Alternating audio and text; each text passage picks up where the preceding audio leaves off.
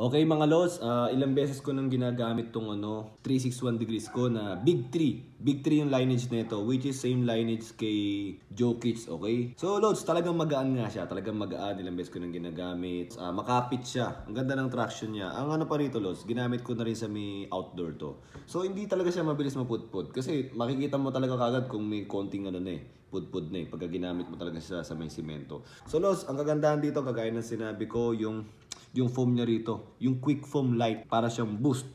So ginamit ko siya sa tabla, pagkatapos sinusubukan ko sa may semento.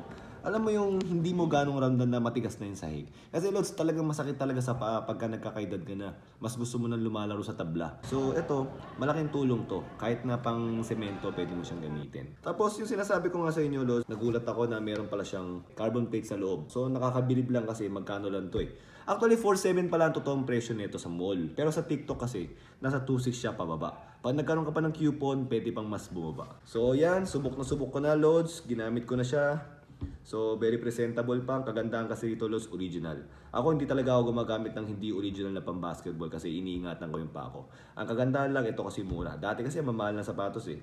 So ang galing mo, 361 degrees kasi nag-provide ka ng ganitong klaseng sapatos. So yun lang mga lods, meron din yan sa Yellow Basket, pwede kayong bumili. Thank you!